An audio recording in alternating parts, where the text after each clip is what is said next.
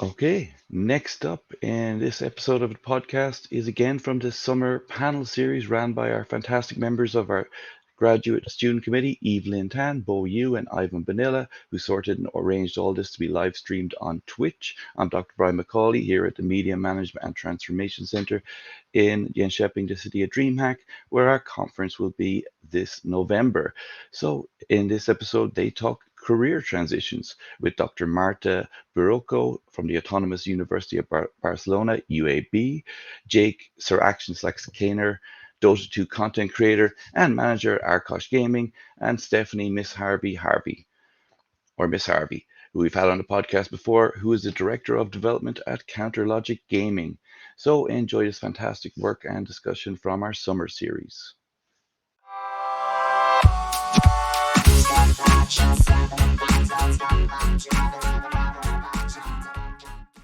Hello. Hey. Okay. Hello. Great. So welcome everybody to part 2 of our 3-part summer series. I'm really excited by today's conversation. We have really great range of experts from academia and industry who will be talking to us about career transitions, life after competition, what else can esports players do besides play professionally, and how else can you get into this industry if you don't want to play professionally. So we're going to start with a little introduction for everyone else. My name is Evelyn. I am a PhD candidate at the University of York, and today I'm here to represent the Esports Research Network. I'm also the host for today's panel, and I'm supported by my colleagues Bo and Ivan. Throughout the way that this panel will work is we'll have about 45 minutes of conversation and then 15 minutes of Q&A towards the end. Whenever you have a question, feel free to just put it in the chat, and our moderator will give the questions over to us, and we'll be able to answer them towards the end. So without further ado, I'd like our panelists will be introducing themselves, and we can start with Ms. Harvey. Yeah, absolutely. I was already in full screen, so that's perfect. Yeah, my name is Miss Harvey. I used to be a professional gamer, started esports in 2003. I played Counter-Strike, swapped Valorant in my last year, I would say.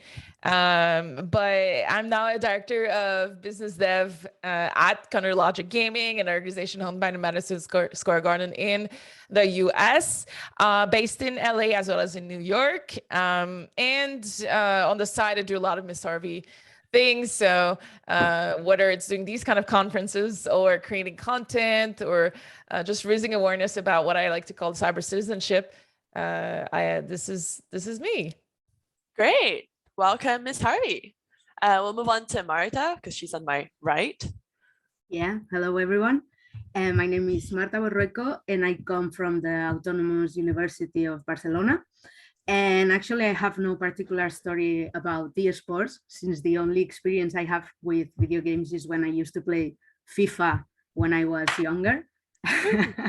But I do have experience in traditional sports, especially in football, as I've been playing. Well, I used to play for more than 10 years, and now I am a coach. I am also a football coach. And my professional background is I studied psychology, and I did my master's degree in sports psychology. And now, after finishing my PhD, I work as a researcher in the Sport and Exercise Psychology Research Group from the Autonomous University of Barcelona. And I'm also an assistant teacher at the same university. And I'm here because our research group is specialized in research about the different transitions happening throughout the athletic career. So I hope I can bring some insights about the different projects and research that we have participated in. Great, brilliant, wearing many hats at the uni. We'll move on to Jake. Hey everybody, my name is Jake Canner, aka Siractionslacks. I am a YouTuber, content creator, and host for primarily Dota 2, but other esports events. I've worked in the field since about 2014. It moved up to be a producer on live events such as the International, which is one of the biggest esports events of the year for any game. So that's me. I've been in front of the camera, I've been behind the camera, I've been to the side of the camera. and all that. Knowledge-wise, I went to school, got a degree in psych and neuroscience, wasted that money because I just wasted my life playing video games instead. So what can you do? But it was a great ride. Made a career out of it though, so I wouldn't say it's 100% a waste. No, education is very important. I am a person that used to ditch my classes to play video games, and then I ended up playing video games for a career. But I would 100% say everybody should go to college or go to school, because I was quite a weirdo after high school. Thank God for college. Okay, so we'd like, that's a really nice segue. I think for people who are maybe thinking of coming into this, joining esports as we know it today, what does that path look like? So I understand that, maybe for Jake and Miss Harvey, both of you entered esports at a much, when it was a bit younger, and things have been very different since then, but just generally give us an idea of how did you end up where you are today? Yeah, I think my path is not really something that I would advise to do, because definitely it wasn't called esports. It was like competitive games in church basements. That's pretty much how we started playing games. But nowadays, I think that the paths are becoming clearer and clearer, even though it's still blurry. I still think that esports is in its teenage year, gaming is in its teenage year, trying to define what it's going to be once it's mature. But if you want to get into esports, it's so much easier because there's social media now, and you can ask questions, you can talk to people, and you can find the game that you really care about, and you can join that community. So I would say, like, find something that you are passionate about, whether it's journalism or whether it's FIFA, or whether it's like something that you really care about, and there's probably a esports equivalent to it. So again, if it's FIFA, there's communities, there's Discords, there's places that you can kind of knock at the door and say, hey, I'm interested. I want to get to know more, and I want to be part of this community. And then that's your way in, which is, again, way easier than what we had to go through. Yeah, I would have to concur there. I think that esports is kind of like the Wild West of media. It has a lot of money that's flowing into it. It has a lot of support, millions and millions of viewers. But when it comes to the organization and the, structure that traditional sports has, it is literally the Wild West. People are coming in as psychologists. They're coming in as, therapists, like physical therapists and stuff. If you have a career from what I like to call the normal world, normie zone, and you can bring it into esports, you are extremely high value. And I think that's what's so exciting about it, is that unlike traditional sports where there's hundreds of people going in for every single specific job, who knows what esports needs? And that's why it's such a fantastic and cool opportunity. So how would someone go about bringing in those sort of typical career skills and expertise into esports? Is it like someone is like a content creator like yourself, or maybe a journalist like Ms. Harvey had mentioned, is engaging in the community? And what does engaging in the community mean? Does that mean like being part of a Discord channel, posting a lot? What does that actually mean? Yeah, it's would you like to go first, Ms. Harvey? No, go ahead. Okay, great. It is unique in this field in that it is very different from all other forms of media. In other forms of media, stuff like, having connections with famous parents or going to school specifically to do specifically that is your way in. In esports and in this kind of new age of Zoomer media, it's very much about just being authentic in that scene. Something as simple as how I started off. I just made funny YouTube videos about the game that I loved, and it got big enough where I got a big enough following to go to my first esport event and then do interviews and then go through that. I always say that in this field, authenticity and love for the product is what rises people above, instead of their station of like wealth or looking at different education. So really, in another reason why it's the Wild West is back in the day, Wild West, you go out looking for gold. You're just some prospector. You have no skills. Yeah, that's the same thing as esports. I mean, just going out there, making a unique, interesting content, something that you bring to the table, and you can make an entire career out of it, which is why it's so exciting. Yeah, great. Ms. Harvey, did you want to add to that, or? No, that's perfect. No. That insane thing you said. No, thank you.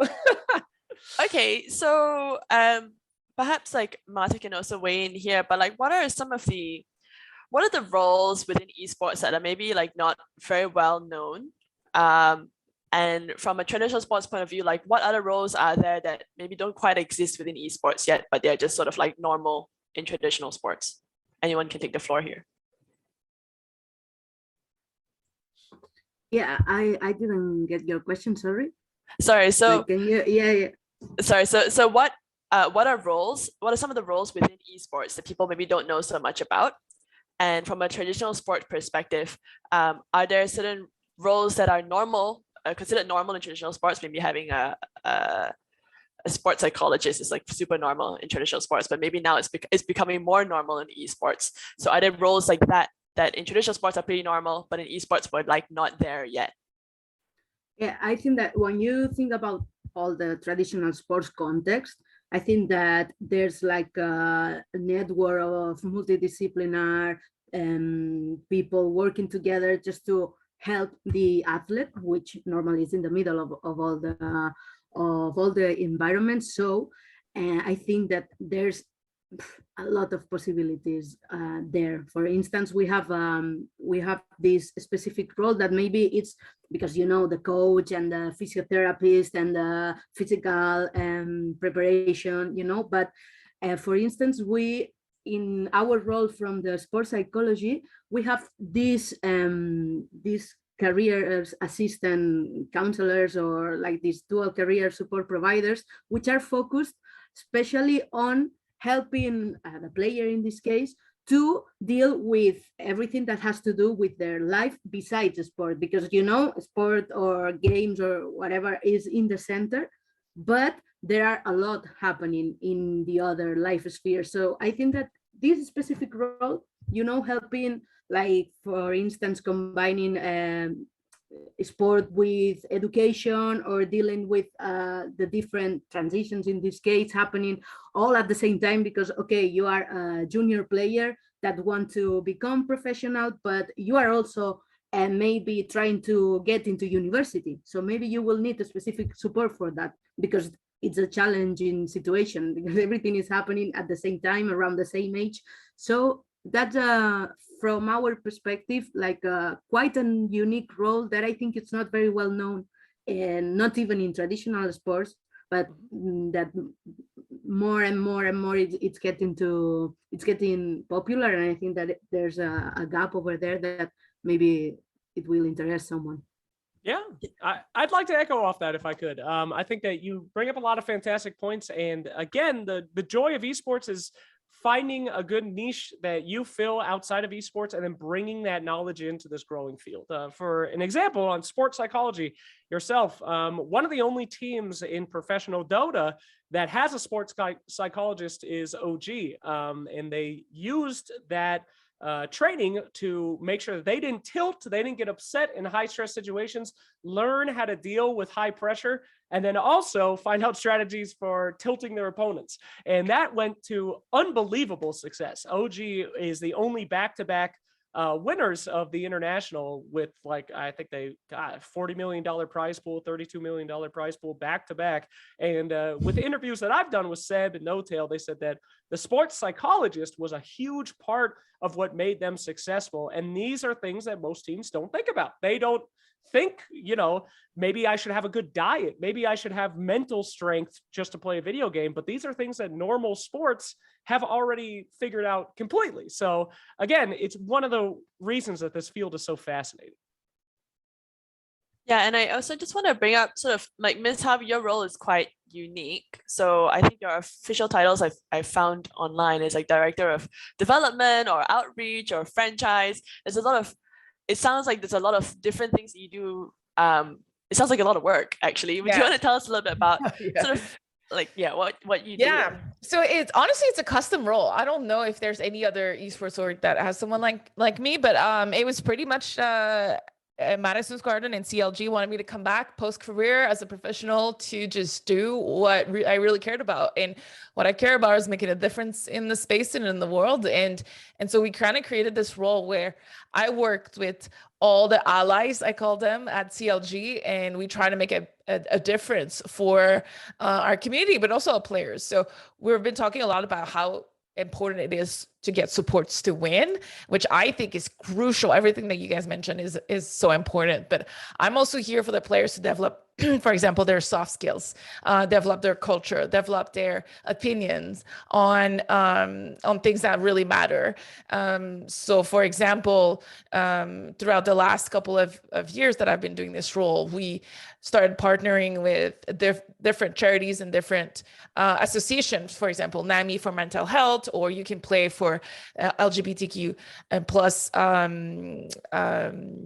support, and we get them to create trainings for our players and staff. We get them to we make sure that we are educated as I would say, as a representative of the esports community, but also as humans, to understand why pronouns matters, why diversity matters, and so we want to make sure that our staff and our players and our culture is championing elevating each other.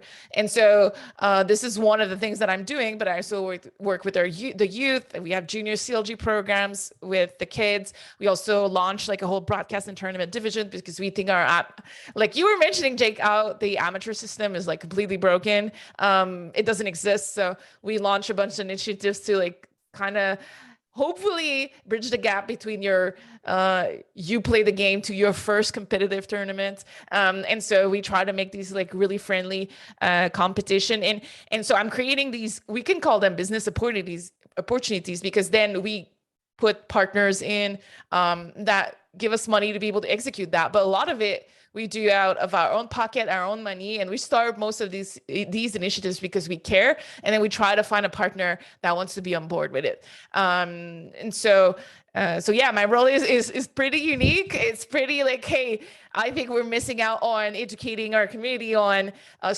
like sort psychologists, for example, that we have at CLG. And so we pick a topic, we create like a 2-minute video, and then we push it, and then we launch like, I think we launched 100 little videos about being a better human, a better player in the last 2 years. You know, so I'm a little bit everywhere, but what I really care about is making a difference, because again, that's all I care about now that I don't compete anymore. I don't want to be the best in the world. Nothing else really gives me the fire from within than trying to make a difference. It's kind of like this eternal quest of that I'm fighting with myself, and it's something that we can also talk about maybe a little bit later in this panel. But for a competitor to retire, I'm sure Jerry, I don't know if you're in the same, Jake, if you're in the same boat, but for me, retiring was the most difficult thing in my life. I'm still trying to find purpose. I still can't find what I was looking for 16 years and all the sacrifice that I've done. And so giving back and making things happen for others is as close as it can be to winning a world championship, I guess. That's actually a really good point. So 2 things I took away from that. The first one is that it sounds like within esports, because it is the Wild West, there's actually a lot of opportunities to craft your own role. If you identify like the right business or impactful opportunities to go forward, you just kind of craft a role around addressing those challenges. The second one that you mentioned right at the end, Ms. Harvey, was about, you know, how you felt like you lost your, I guess, your identity. And it was sort of a question we thought about asking, but we weren't sure if that was too sensitive, but like, yeah, ask away. It's very sensitive, but ask away. Oh no. Yeah, and maybe Martha can also bring the perspective from sports, traditional sports. But yeah, when professional players, esports or traditional sport players, stop being professional players, sort of like what happens and how do they pick themselves up? How do they redefine who they are, and how much is their professional player identity tied to their, you know, who they are? Big questions. Feel free to answer any or all of them. Yeah, I was thinking while Ms. Harvey was talking is that we were talking about something very similar using different names, because what I wanted to say is that we can forget that there's a person behind the player. So trying to foster that part of the like in a holistic way is what will help the player when they retire. Why? Because we have participated in some projects that wanted to know why players or athletes faced some difficulties after retirement, and we found that that the key aspect of a I'm not going to say a good retirement, because I know that it's difficult, but like to have a more easier transition out of sport is the preparation, the planning just way before you are thinking of retiring. And this may seem controversial, because if someone is like at their peak of performance, maybe someone can think, oh, maybe it's dangerous if I tell them that they need to start thinking about retirement. But actually, I think that this is the key, because what you were saying just a couple of minutes ago is like this strong identity as a player, that you are only focused on playing and you forget about everything else. That's when the danger or the problems start, because when you know that you are going to retire from a sport at some time, at some point in your life, you can be a player forever. So it's like trying to get into this mindset and trying to prepare and trying to think about other professional opportunities, and prepare for that professional opportunities before you retire. Maybe will make it easier. I know that it's going to be hard anyway. And another thing that we found is that retirement is a process. It's not one day you are a player and tomorrow you need to be a professional in something else. No, sometimes, as you said, Harvey, it may take months or even years to adapt to this new reality. So no pressure, just take your time and just do whatever you want and prepare for whatever you want, because there's still a lot of time to do something. Yeah, if I may, that I do think that it's one of the things in esports that people are not realizing right now about the long-standing effects of winning and then moving on, because especially in a game like Dota, our prize pools are so large. You know, a 16-year-old kid named, you know, what was I saying? I think it was Groovy. This guy goes to TI, he wins at 15 years old. He's a multimillionaire now, $3 million. I mean, his life is going to be so uniquely different than anyone else in that scene. And as a professional like player, professional players are at least adults in traditional sports, right? 30 years old, 25 years old. I mean, we have in esports these young kids that are earning so much money and have really no idea about life in general, but where they go from there, that these guys need a lot of focus, a lot of support, and a lot of third party, you know, people coming in and be like, hey, I'm going to be your manager for your money, and all of the things that are normally in place for people in traditional sports. So I think, again, there's so many careers around thinking about what happens to these players on the outside, but then also the players themselves, like how do they deal with that kind of unique now lifestyle? Because traditionally, you know, younger people are the ones that are these esports athletes that are getting all this success. It's a very, very interesting issue that needs to be solved. Yeah, and I think that, because I was thinking that esports is such a young discipline in comparison to traditional sports, but you have the opportunity to learn from the other mistakes or the other situations. Because I was thinking, how many football players become so rich at such a young age, and then they just disappear, or when they retire, they have so many problems, like drugs abuse, or they are just bankrupt. They run out of the money that they earned, and it seemed impossible because they used to be so rich, but money runs out. So maybe just learning from these, from the realities in traditional sport may be useful in order to raise awareness that there's a need to be prepared for what happens next your player's life. So picking up on that point, Marta, are there some what are some practical steps that I guess management or organizations can take to support players today that have sort of worked in traditional sport in terms of helping them to career transitions? Yeah, as I said before, preparation is the key. So we in traditional sports, we have these kind of career assistance programs, which support athletes just from the very beginning stages of their careers and just throughout the transitions. It's the same when you are, it's not the same, but you know that you are a junior player who wants to become professional. So the junior to senior transition is also very, very research and very well, like evidence. There's a lot of evidence behind this transition. And like having this whole career assistance program and just acting and not reacting, but preparing in advance, because you know this is going to happen. So trying to figure out what works for them, what are their interests, and just from the beginning, because if you like introduce this career assistance from the beginning, it's not going to sound weird when you are talking about retirement, you know? So I think so the assumption that I have is that for a lot of esports players, they kind of go into it thinking this is all they're going to do.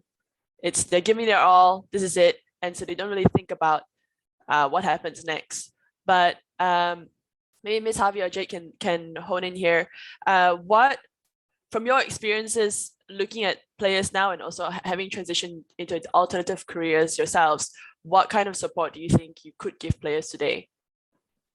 Well, first of all, I think that there's a big misconception for the amateur scene and just overall, even professional gamers still today, that you need to play as much as possible to be the best player in the world. And I strongly disagree. I personally think that you can optimize your gameplay and you can have more efficient practices than just playing 15 hours a day. And I think that's that misconception. It's something that kids who got to be even sometimes winning the international by doing that, they assume that, I know better because I won tournaments by just doing that. So I don't need anything else. But when we're talking about an esports career, it's about longevity now. It's not just about winning a championship. And to be able to do this for example 2 decades, like let's say we want to aim for a professional player to be the best in the world for 20 years, just like some sports athletes are doing it. It's not by playing 10 hours 12 hours a day for 20 years that he's going to stay the best. It's really by optimizing his career with having support, like Marta was saying and that Jake was saying, by reducing actually the amount of hours that player has to play to find the right peak to be at the best he can be without having to play 10 hours a day, because we want that person to be a good human. That person is going to get bored at some point. That person is going to get fed up of the game, and it might just be for a week, it might just be for a month. Maybe we want to make sure that we again optimize it for him to be a full-fledged human, and also be the best in the world. There's no way that an athlete is going to be like, no, I don't want a relationship. I don't want to do anything in my life but play for 20 years and be the best. That's not an ideal that even kids can understand. So at that point, we need to figure out how to convey that message and how people like me, people like Jake, people like Marta can support someone's career to find. When we talk about balance, it's not just like when I play, when I don't play. It's really a balance to stay at the peak of your performance by still being happy or trying to be happy, right? Which is something I didn't have in my career. If I didn't have X amount of hours in the game per week, I was being slapped on by the coach or by my teammates. Hey, you don't have X amount of hours. But I played completely different than my teammates, and I really believe that my stats or my career was not affected by the amount of hours, but how efficient I would put the time in. And so not everybody understands that. And that's why I think this is where we got to learn from traditional sports, from Olympians, from even chess players or poker players, how they just don't play chess forever to be the chess player in the world. It's about, I called it static endurance, being able to sustain long hours on the chair. That means you need to be healthy in your body. You need to go to the gym so that you can have a long career, so all these kind of things really matter. And it's stuff that is really hard for a 16 years old, like Jake was seeing, that won $3 million to understand, because he won without any of that support. So why would he need it?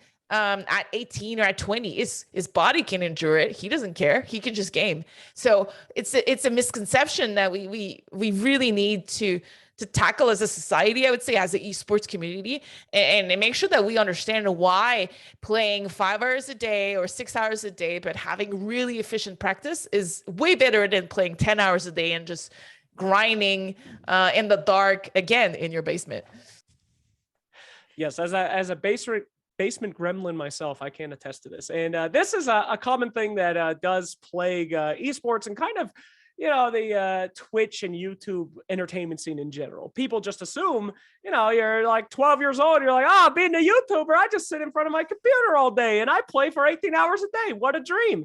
Actually, the most professional and the most successful people are the ones that are trained to not do stuff like that. Like most of the professional teams are receiving this other stuff, dietitians, exercise regimens. These are legitimate athletes that it doesn't look like that from the outside. Now, don't get me wrong. There are definitely some degenerate, just gremlins out there eating Doritos, pumping that Code Red Mountain Dew and winning championships. That does still happen in this field. But what rises you above from a one-hit superstar that does well at an event to an actual athlete that consistently over the span of 10 to 15 years is going to championships is other stuff like this, other roles that are helping to support you. And you see it time and time again on the most professional players. So sorry, go on. No, yeah, I just wanted to add that that I think that it's very well known that for performing well, you need to do this kind of invisible training, which contains all of these diet and rest. Rest is very important, because if you don't rest, you maybe I don't know, these kind of things may not seem important when you are 16 years old, as you said, but sometimes you need to discard these short-term benefits, because they may bring long-term like challenges or be dangerous long-term. And I think that sometimes you need to have a very clear idea of what you want for long-term. As Miss Harvey said, if you want longevity, you need to be well prepared to perform well. And because if you are only looking for short-term benefits or like enjoyment just in that moment, of course you can play for 16 hours and don't sleep in 2 days, but that is going to cause like this is risk. This is going to cause risk in long term. So like having this difference, or being aware of these two main different kind of goals is very important, I think. Yeah, so the sort of takeaways I've got so far is that one of the ways to support players through career transitions within esports is to support them early. So have conversations about what else they're interested in, and then try and I guess educate them on things that help with their longevity within the career, so they don't just think, my life ends at 23 or 20 or whatever. Then, so I guess what kind of transferable skills or expertise do you think professional players develop or have the opportunity to develop without realizing? So for example, a lot of players go on to be coaches, right? Because they've developed the game knowledge, analytical skills. But what other things do they develop? Maybe not just hard skills, but other soft skills. Sure. I can start this one off if you guys don't mind. So professional players, especially in the game that I'm from, like Dota. Dota's been around for 15 years. A lot of our pro players are starting to become old and decrepit. They're 30, for God's sakes. It's over for them. So they need to figure out other ways, other avenues to, use their expertise. A lot of these players will typically just stay in the field that they're used to, transitioning from being pros to being color commentators or analysts. This is something that we see in traditional sports all the time. Shaq is now on the NBA panel. It's what he does. But there's a lot of other things that pro players can transition and do just because they've been around these very large set pieces that have existed in professional lands. I've seen pro players help out with production stuff on the back end. I know professionally I have moved into more event creation rather than being event talent. So the skills that you can gain being a pro player are very, very versatile in allowing you to continue when, you know, the hands start cramping up, which happens very, very often. But yeah, that's it's definitely not just about playing. However, this does take effort from the pros. Pros that just show up, they know their one game, they know their one role, and they just do it for 12 hours a day. It's not a healthy thing, and it's not something that is going to be long-standing. And again, you see that so many times in traditional sports as well. Just a person that doesn't do interviews, doesn't have any media training, is not likable to the fans, and just goes out to the field and does their job. I mean, their career aspects after that are very limited. So that's another very important part about being an esports pro, is thinking about what is my life going to be like when finally the tendons snap and I can no longer play.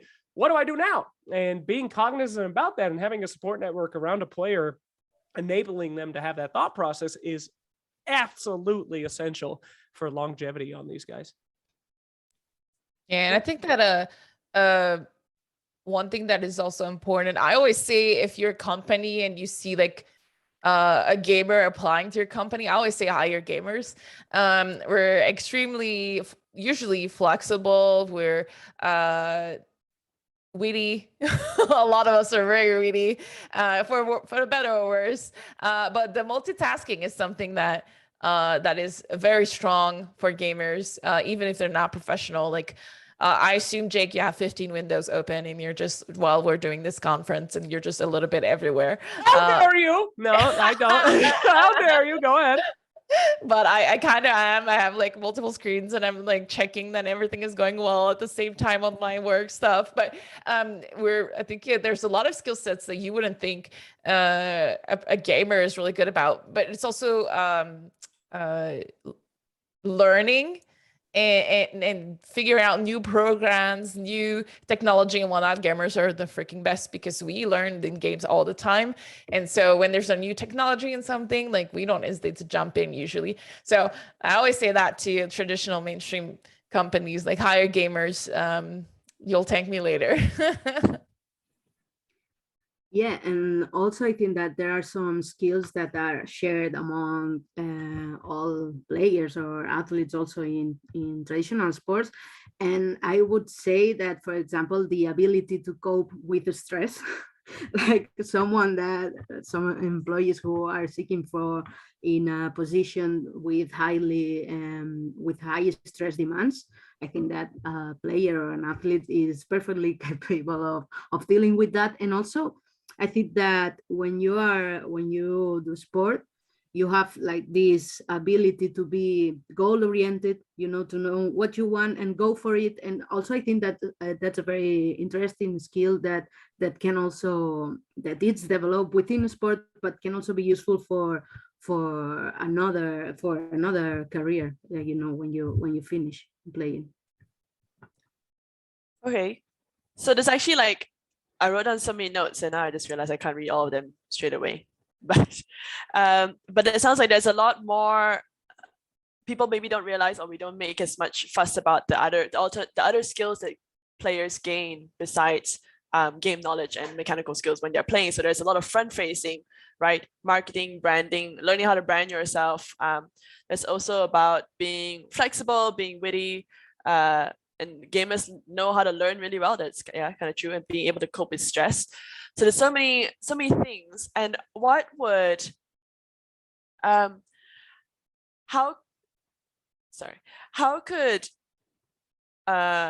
what factors really help players transition into alternative careers? So we kind of just talked about support already, but how do we help players learn that they develop all these skills alongside playing?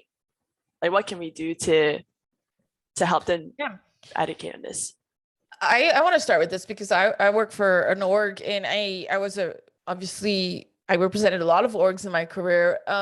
One of the main thing in esports right now is orgs are in it for themselves in a way, right? Okay. And so they want their team to win, they want the player to win, and they're happy when you win, but you know, they're kind of using up the resources from the sponsor money to the player's career. And then once that is soaked up, or like once the juice is all empty, and then they just go, okay, you're benched, you're dropped, and they move on, right? So even though we invest into winning and being the best team, we don't invest in the humans. We don't invest in the staff necessarily. We don't invest in the culture as a company. And that's, I feel that's very, very true in a lot of esports org. I'm saying that by also assuming that a lot of esports org are trying to change this, but I haven't seen like a post-career development program in a lot of esports company. This is something that we are trying to do at CLG, for example. I know I'm like blinded by the blinds that I work for that company, but this is something that we try to do and try to support a post-career. And like we have a like me and Pew in Smash, we both retired and stayed in the company and learned a new skill, and were able to develop. But that's something that I really strongly believe it's like we should demand more from these esports org, and that also overall that the business model is completely broken, right? These esports org don't necessarily have the money to invest into the players, so why would it do it? It's just a moral. And it's just the right thing to do, but it doesn't give them anything. And then they already are losing so much millions per year. So why would they add another million to support like a player's career when they know that player might stay only for 6 months in their company? So it's like, there's a lot of issues, but I do believe it's a responsibility of everyone as a community, but especially also on orgs and on game development companies who are partnering with these orgs. So if we're talking like franchising, if we're talking like having a support system where you give back money to these orgs, like you should elevate your standard. You should have like, hey, we require this amount of respect to your players, or we require this amount of support to your players if we give you money back. And that should come from all aspects of the sphere, not just from orgs. It should come from company, and at some point it should come from governments as well, expecting support from governments the same way we do it for professional athletes. If they represent your country internationally, like they should be also supported by the country as well. So it might have been a broken answer, but no, that's great. Jake, go ahead. I didn't say anything, but I will if you'd like me to. No, I think you made several good points. Again, I think the number one thing in esports that is good to educate people on is that everything is always looked at as it's the now, you know, we're just trying to win this tournament. We're just trying to do this. And the people that always rise above and are success stories, Team Liquid, Team Secret, ninjas in pajamas. These are guys that always look forward, that say, hey, we want to franchise. We want to move to different games. We want to make this an actual brand and idea. And from the lowest level of a player who's just playing one game and thinking about their future and how that they can move on and have a bigger life, to an entire organization. It is extremely important to always be looking at the future and to find ways to make this into your dynasty, because that's really what it is. So the number one thing that we fight against in this entire world is the fight against that very small short-term relevancy in game. And I think that is exactly what Ms. Harvey was talking about. And it is definitely something that is good to educate players on. It is not just about today. It's not just about this tournament. And it's not just about you winning tomorrow. It is about your legacy and you becoming a brand that is stable for the rest of your life. Yeah, sure. And I completely agree with you both, but I just wanted to add that it's something that I said before, that the need to raise awareness, not only on the players, organizations, no, to the whole context, because if you know that your development as a player is only a part, or is only a way to develop yourself as a person, as I said before, there's a person behind every player. So as long as everyone is working towards that direction, and the development of skills that are transferable to other life contexts will come along, because that's what we have learned with the sports, that sports is a context to develop yourself as a person. So I think that all the attention should be, not all, but some of the attention should be directed towards that. I love that. I'm gonna quote you on that later, Marta, that sports is a context to develop yourself as a person. Like definitely 100% sports is so many like life lessons just on endurance, resilience, yeah, and grit. But so this sounds like maybe educating players on how they can transition into other careers is actually more complicated than we think, because there's also a top-down level that Ms. Harvey mentioned about organizations kind of need to take a long-term view to players and view players as more than sort of, I guess, professional cash cows. And there should be the developers, game developers, and I guess like professional sporting bodies, the same way that there are for traditional sports, should come into place and say like, you know, you need to have certain kinds of support for players, especially those who are so young, like 15 or below coming in. I think we are going to open up the floor now to Q&A from the audience. And we've got one now from B to the Y. Cool. The question is, isn't performance, well-being, relevant values for the life after a career, and so on, oftentimes a question of individual preferences of a player? How do you ensure appropriate individualization and avoidance of dogmatic procedures? Ooh. Yeah, that's a very good point, because, for example, we do have players, like Jake was mentioning, that there's players that are not likable and don't want to do interviews. It's usually a choice, right? They really don't want to do it, and they can still win championship while not doing it. So how do you support them to have a post-career if they just don't want to be like in front of the camera, they don't want to talk to the community and whatnot? It has to be something that's individually based. It can't just be something that is a fit for all. And so that person should still have a post-career opportunity, whatever that means. Maybe they can stream without camera, without talking to anyone. You know, there are streamers who are really popular that way because they're great, but I'm just doing it like, I'm being very minimalistic, but there are careers who don't require to be in front of the cameras. There are even in traditional companies, there are careers that require esports knowledge. And so my answer is it has to be appropriate individualization, and you have to have people that know what they're doing to be able to support these people. And that's where it costs a lot of money. For us, we have a development personal development player coaches, and so they're not our sports psychologists, they are our player development professionals, and they really make sure that they're supported outside and inside their career, and that costs money to have. And so unfortunately my answer right now, B to the Y, is to surround them with the right people, which costs money. I don't know what a lot of those words mean. I don't own a thesaurus, but I will tell you one thing, all right? There's nothing wrong with just going in for the bag. If a guy just wants to go in, cash out, and get out, well, guess what? You can do that as esports. You can win a tournament at 18 years old and retire. We see it all the time. Universe, one of the greatest Dota players of all time. He got the bag and he just pieced out. He works over somewhere else now. That's one of the unique things about this career. You don't have to physically change your body. You don't have to devote 100% of your soul into this. You can dip, and guess what? That's completely fine, because you can always come back. You're always a legend. So just like any other career, I think it's a healthy thing to say that I'm done with this. I've achieved what I wanted to achieve. I've become a master, and I'm not going to pursue this for the rest of my life. It's time for the next challenge. So to that question, I would say, how do we ensure that they continue on? Why? Let them go. If they want to go, let them go. That's the beauty of esports. Cool.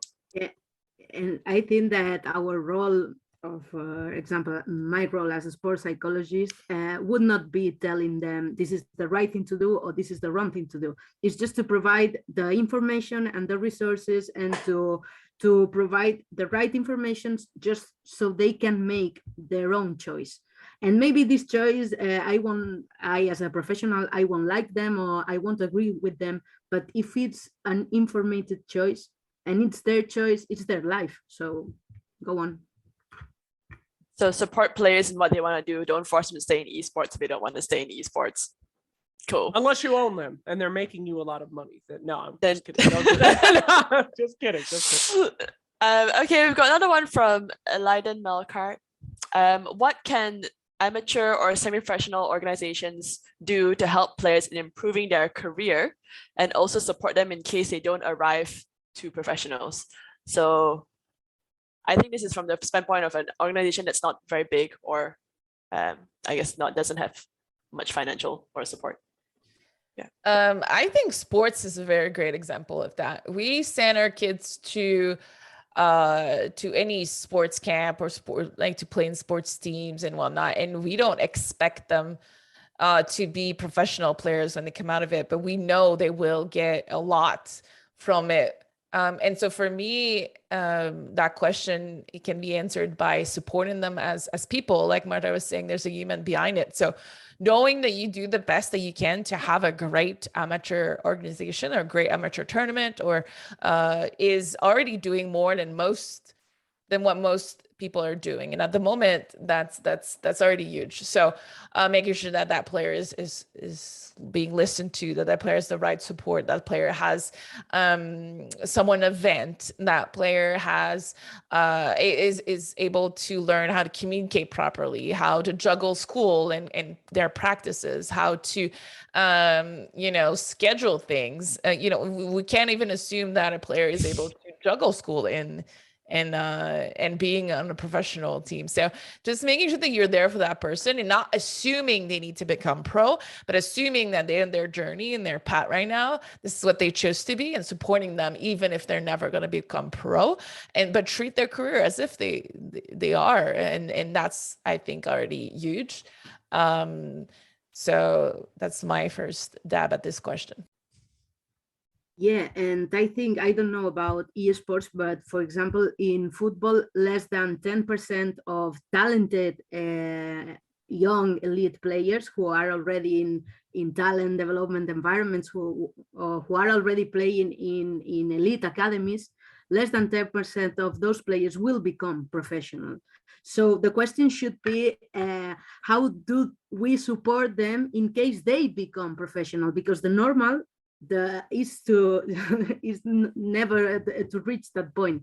So I think maybe there should be a change in what is expected, like adjust the expectations, because most probably you won't ever be professional. So we just need to prepare them to enjoy it, as Ms. Harvey was saying, just to enjoy the ride, to enjoy their experience as amateur players, and prepare them just in case they become professionals at some point. Yep, that's I completely agree with you. We have a saying in where I come from in esports: 90% of the people at this event are losers. That is how it works. They are only the smallest percent of the lottery winners are the ones that are going to win this event. So having a nice, comfortable structure where, they're learning a lot about just life in general, developing healthy skills like time management, multitasking, other kind of things that they can carry with them. Because the sad fact of the matter is you're not going to win. Most of you will not win. Probably none of you. I will never win again. None of us will win unless you win that lottery. So it's really about developing the healthy lifestyles and other things to do in that space instead. But if you do win, though, congratulations. Very lucky. Very good. Thank you so much for your insights. We've got one, I think we can take maybe one, maybe two, depending on how long we take to answer this question, but a question from Ben J. Dota. Do any of you ever foresee esports being considered on par or maybe even above traditional sports on a mainstream level? Jake, your eyes are open. Really I'll take big, I'm this one. guessing. Yes, Yeah. yes, I do. Yes, I do. I believe that traditional sports will be dead within 10 years. And I know you guys think I'm crazy. I know you really do. But if I said that shit about Blockbuster in 1999, you would have gave me the same look. All right. That's the way that media is going. People don't want to just watch a bunch of meatheads slam into each other anymore. They want to see something and say, hey, I'm going to do that tonight with my friends. As media becomes more interactive, more personal, and more experimental in ways that we can interact with it, I believe that legitimately esports will overshadow any other form of traditional sports. It just makes sense to me, as more interconnected that we are, that we're going to move into a more digital platform for entertainment. Now, am I heavily invested in this? Absolutely. Am I biased? Yes. Am I intelligent in any way? Probably not. But that is my honest to goodness opinion. Okay. Yeah, there's not much to add. I wouldn't bet on the 10 years. Oh, he's cracking up. I wouldn't bet on the 10 years because I don't really know how we can fade away sports that quickly. But I think we're already bigger than the mainstream sports. We've been bigger. Viewership, I think. In terms of viewership, and then in terms of money, we're getting there too.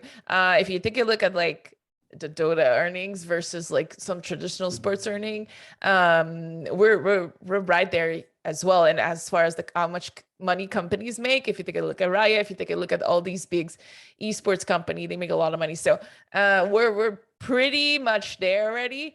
It's really just the mainstream media that is already dying anyway, that hasn't caught on to it. So my point is, let them die and let's get on with it. If they don't want to, if you can't beat them, join them, and they don't want to join us. I don't know why. That's true. It's true. You actually do see it a lot. A lot of big football clubs are now sponsoring esports teams. The NFL is even moving into it with Complexity a few years back, owned by I think the Dallas Cowboys. So the writing literally is on the wall. Big sports do know, traditional sports, that esports are most likely going to be the future. It's just a question of how long. Personally, Marta, I'm sure you have some different ideas about this, but that's coming. Yeah, I was thinking maybe because I'm a part of the other reality, I'd like to think that they cover different aspects of the needs of the population. I don't know if I'm explaining myself right, but I see that in traditional sports, I live within traditional sports context, so I see that there's a very strong context over there, and I just don't know anything about esports. But well, I'm getting to know a little bit more after speaking with you. But I like to think that they cover different needs of the reality, but I'm not sure. Maybe I will have to join you after in 10 years. You're probably right. You're probably right. We have to say these things to pump ourselves up, you know. Oh, yeah. I'm open to everything. So okay, so great. We have one last, I think we can only take one last question. This is a very basic question. How do the panelists define / understand esports? Is playing a ranked game of LOL on a silver level considered to be esports? No, absolutely not. If playing League of Legends in any regard is not considered a sport, in my opinion. Disgusting game. Why don't you go play Candy Crush if you'd like to do that? No, I'm kidding. Anything could be an esport. That is the joy of esports, as long as it's a digital medium. In a way, speedrunning can be esports. You know, Candy Crush can literally become an esport. I've seen it. I was next to a Candy Crush caster. It was hype as hell. And that's what's so fun about it traditionally. Like, you don't need it to be football, soccer, tennis. These are not things that need to exist for a long time. It can be anything that you need it to be, that you want it to be. And that's why it's such a fantastic and very fascinating thing. So to me, as long as there's an online competition and the drive for people to get better and become the best in that field is there, that's an esport to me. It is a electronic sport. Me too. And I think for me, it's an ecosystem. So in a way that that game, that silver game, is esports, because it's part of a bigger ecosystem within League of Legends, within the esports system, which is competing online, but having also like people that are feeding that ecosystem. So spectators, content creators, people playing the game, watching the game. So all that kind of stuff can become esports. I agree. Okay, cool. So to answer your question, to the person who asked the question, yes, it is esports. Well done. You're in it. That's all the time we have for today. I think we're going to wrap up now. But thank you so much to Ms. Harvey, Marta, and Jake for coming in and letting us hear your thoughts, your insights, and experiences on how we can help players transition into other careers if they want to within esports. The stream is going to end now. Thanks everyone for coming, and hope to see you next week. Same time, we'll be doing a topic on high performance. And that'll be our last panel of our 3-part series. So hopefully see you same time next week. Siractionslacks.